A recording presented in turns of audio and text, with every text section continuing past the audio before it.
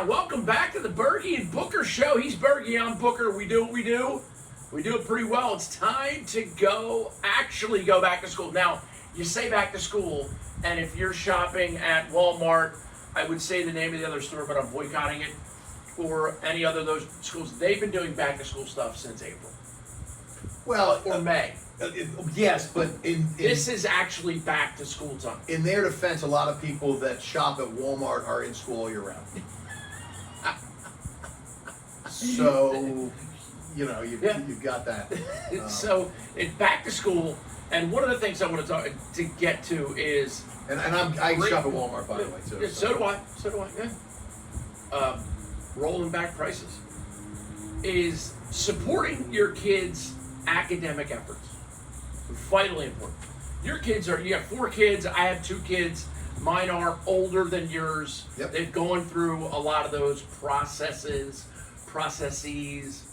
and yours are heading right into it as far as the college admissions thing. Yes. And the battle that so many parents have is, how do I get my kid to stop thinking about people of the opposite sex, and how do you get them to stop thinking about the sports that they play or the video games they're involved with or the TikToks they want to make, and actually get a B+ or an A- in science class, which was my, if I could never have to worry about science again, which I actually don't, so that's good. But history class was easy, physics was easy, math impossible, English lit. Come on. No problem. Really? Yeah, I didn't have a problem with English. Math and science were tough. I always had a problem with it, and this is one of the things that I reflected with my kids when they were going through it. Is hold on. Is when the teacher says, "What was Shakespeare thinking when he wrote this?" Shakespeare died over 245 years ago. Right. Don't tell me what you think he was thinking, because what I think he was thinking might be the same thing or different, but don't explain to me that you know what he was thinking, because you don't. And there's nobody that's been alive who can tell you and say, I knew Bill Shakespeare. Yeah, it's like the Chris Farley. Glasses don't work too good. Is that Bill Shakespeare over there? If you haven't seen that one, look up Matt Foley. Anyway, how can you, what advice would you give to parents to help their kids get just better grades and be better problem solvers when it comes to academics? Marry somebody way smarter than you. Marry somebody and breed with this person so that you have hopefully your few good traits and all of their great traits, and merge them together, and then get out of the way. Yeah, that's been the secret so of my success. Let's say the breeding's these people have already spent time in the breeding shed. What's another step that you can take? Do you do financial incentives? No. Neither did I. And so our oldest, we'll use the oldest 2 because I don't really care about grade school, right? GPAs or grades. But yeah. So Darlene has a 4.3 in high school. Duke finishes a rising senior. Rising senior. Duke is a rising sophomore. Well, they're not rising, but they start tomorrow. Yeah. And the football team published yesterday the top GPAs on the football team. Duke has the top GPA on going into sophomore year at a 4.38, and I never had 2 consecutive semesters that combined would have made a 4.3. Me either. But how do you encourage that, other than to tell him how much time I wasted and didn't pay attention, and how I wish I did, but I mean it, like, honestly, I'm not making it up. Like and both of them, and they work hard, but I also think that what they'll understand, at least what we've tried to make them understand, is how many more opportunities they'll have with good grades, because football's 100% scholarship, basketball's 100% scholarship. Lacrosse is not. No. So you got to get some academic money, or you got to at least, and again on football too, I always tell the kids, if you want to play sports in college, and I bring it back to sports, I'm never going to be able to tell a kid how not to look at the opposite sex. Yeah. Because I haven't learned that yet either. Or to stop thinking about sports. But I will say, you have so many more opportunities with good grades. Yes. And good grades are not hard to get. Show up and do your work.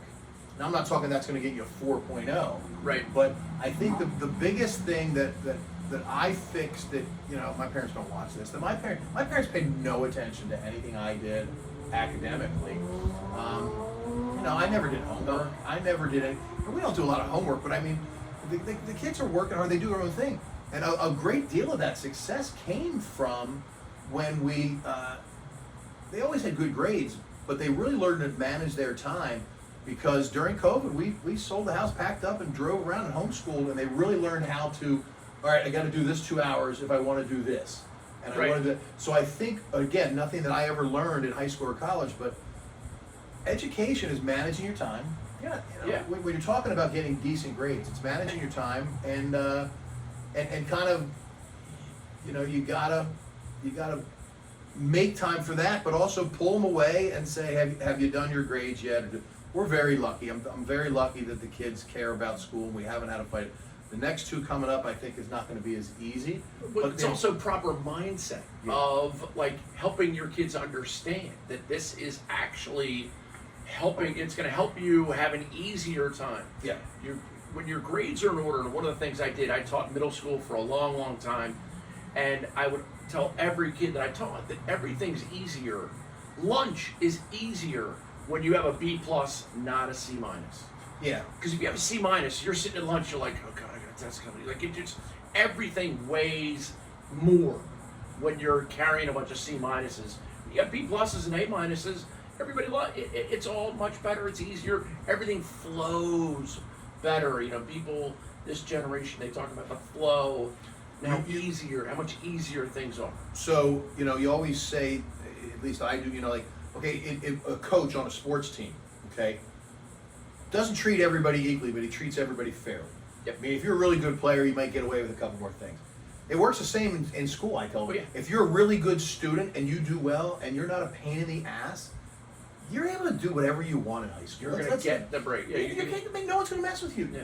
You're going to breeze through high school and learn, and then go to college, and then, you know, the old sign that people post all over social media, you know, uncoachable kids become unhireable adults. Yeah. It's the same thing for a lot of academic stuff. A lot of academic stuff. That's a great point. Yeah. And I think teachers now are, and I'm not trying to, you know, I walked to school in the snow uphill both ways. I'm just saying, as a person who I'm now a retired school teacher, I think that there's a lot of teachers now who understand how to relate to different kids. And like you just said, you don't treat them all the same, but you give every kid what they need to succeed or to become the best version of themselves, which people are sick of hearing me say. But teachers now are way more in tune with that, whereas when I went to Radnor High School in the early 80s, maybe even fall of 79, those teachers were the sage on the stage. They would talk for 35, 40 minutes, and then the bell would ring, and you'd walk out and you'd say, like, I don't know what they were even talking about. If they lose you in the first 4 minutes, boys who are sophomores in high school, you've lost. You're not coming back for the rest of the class. You're mentally gone. The only job you have as a parent, well, you have two jobs. But a job that a parent, teacher, and coach has is put the kid in the best situation to have success with everything you do. And as a parent, that's what we try to do, put our kids in the best situation. We've moved schools, not just jumped for jumping's sake, but like this school next year is going to be better for you. I'm talking through, you know, coming through, you know, they went to public school. We lived in State College, great public school system.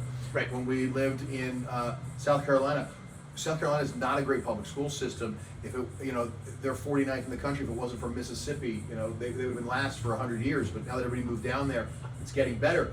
But where we were in our school district was very, very. The only reason South Carolina was ahead of Mississippi in education is because South Carolina could spell Mississippi, and Mississippi still couldn't. But we were in a great school district.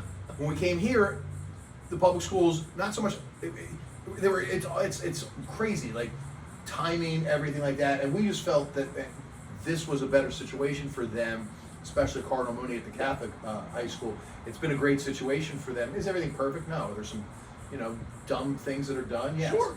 But that's true at every school. Yeah. I mean, there's no perfect. No. But, you know, as school starts back up, again, just marry someone better and smarter than you, and have kids with that person. That helps big time. And then just get the hell out of the way. You know, my book on parenting is very thin. But the financial incentive piece, I think, is a last-ditch effort. I think it works for some kids that are driven by money, and there are some that are. You get an A in this class.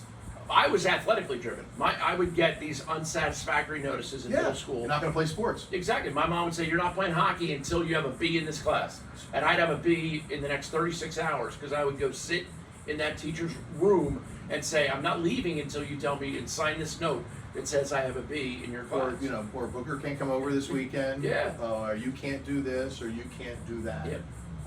I've never was paid by my parents, or I probably would have done better, but I've never said you get this, you get. Now we've said silly stuff like, hey, you had a great test, you get to pick where we're going for lunch on Saturday. Or That's you, awesome. or you get to do this, or you get to do that. Catch them being good. Yeah. Everybody catches their kid when they're being bad. And I've had this conversation with a lot of parents. Catch them being good, especially, and again, I don't know how many parents of like 4-year-olds we have that watch this, but I would randomly reward my kids when we'd have a good afternoon. Everybody was, playing nicely. They had friends over, whatever it was. I'd say, let's go for ice cream. Yeah. Because everybody's had a great attitude. Everybody's had good tone. They treat each other well. There's not a lot of bickering and all that stuff.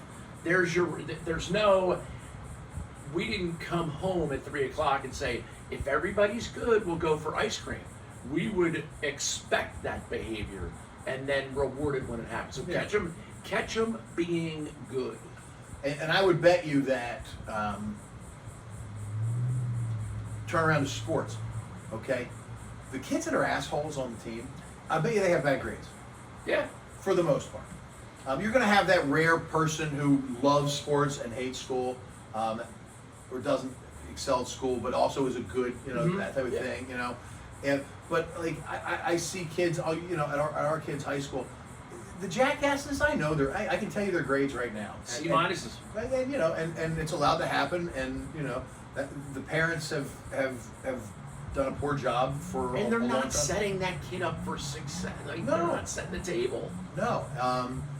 And You're right. It's not just, but you can tell a kid's grades for the most part, and I'm not, everything in 2023. You got to say, I'm not talking about a special a problem or something like that, but for the most part, especially in lacrosse, you can just tell by the way a kid acts. I can almost sit there and guarantee what his GPA is. Kid, doesn't run through the line or doesn't do this or skips this or skips that. I can tell you what their GPA is. And football, it's not. It's like The Price is Right. The guy, the yodeler that's going up the mountain, and you see him act like a jerk, and you're like, oh, he's definitely like a 2.3. And then you have the kid who's doing things right. You're like, and he's got a 4.1. Yeah. I had a parent tell me. That was also in the movie The Campaign, by the way. Shout out to Will Ferrell. I had a parent who has a kid going to a school. It's a Division I school. Right. But it's not one that anybody's ever heard of, and had an opportunity. Somebody's heard. Well, somebody has, but I mean, let's just keep it very generic. Okay. And a much better academic institution was interested in that kid, and when they saw them play in the tournament, and this is a great motivator for our kids and for anybody else's kid. That school was interested in that kid for 3 minutes. They watched him play, and then they came over and found out what his grades were, and just said, "Okay, can't do it. No thanks." And the dad was telling me that story, and the kid's not dumb. It was hard for me to be like, "That's on you, bro." Yeah. I mean, that's and that happens because you're looking at a lacrosse where academics matter. This is not football where, you're going to come at Florida. If you're playing football well here in Florida State, Miami, 2.0, you're in. Well, yeah, 2 or 3 or this, that, the other thing, but and it's a full ride. But, to a good academic institution, it's not, the difference between 2.0 and 3.0 is nothing. The difference between 3.0 and 3.5 is a little bit of work, and probably everything after that is hard work, and there's just some kids that are gifted. And also, when you talk about lacrosse, you're talking about unbelievable. We're very fortunate, very unbelievable academic institutions. Yeah. Duke does, and you could be the Mikey Powell, best college lacrosse player ever. If you have a 2.1, I don't think Duke's letting you in.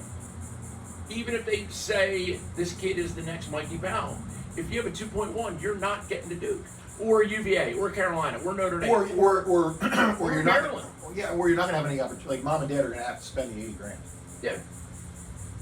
No. It's just not going to happen. That's why grades are so important and getting off on the right foot. My mom would always tell me, if you start off with a couple hundreds, when you get a 50, the teacher might be inclined to say like, wow, bad day, bad weekend. whatever it was, blah, blah, blah. You start off with a bunch of 50s, and then you get 100, teacher's like, I think he's cheating. So that was every year my mom would give me that talk at the beginning of the semester. Yeah, I spent way too much time early goofing off and trying to, from Thanksgiving on. Yeah, try to recover. Yeah. Try to recover. But school year's starting. We got 12th, 10th, 8th, and 6th. So we're busy, but it's different levels, and no one. So you're all even this year. All even. I'll be odd number of ages for the most part, and even school years. One of the nice things for me is no one comes to me and asks me for help with homework. So there is. Yeah, guilty also. But I can be a taxi driver, and I can help coordinate and get to practices or coach lots of times. But no one asks me for help with homework. I gotta be honest, just off the record. Let's pretend no one's watching. So, Darling, your oldest, is a senior. She's probably taking some level of calculus, is she going to Jackie for help? She goes to Jackie. Duke's really good at math, so she'll do some help with that. If my kid came to me and said, I need help with calculus, Right. I would say it starts with the letter C. Yeah, no. I think it's an A next. Yeah, I took the bare minimum in high school of math. I took the bare minimum in Algebra 2, baby. college of math. Algebra 2. English was fine. I didn't mind that. I was speech communications major and English minor. That didn't bother me. Talking doesn't bother me. Reading doesn't bother me. But anything else really kind of does. Calculus. Good grief. But God bless him. Yeah, I don't get asked to do any of the stuff. There are times where our kids will. It's not rare, but there are times not rare that there's no. Hey, Dad, is Mom around? No. Can I help you with anything? No, that's all right. And I find out 15 minutes later that it was a homework question. Yeah. They'll go somewhere else. Even Jay Bird might be above your level. At this point, and he's going into 6th. Yeah, he's definitely. And school starts tomorrow. School starts tomorrow. Today is August 8th.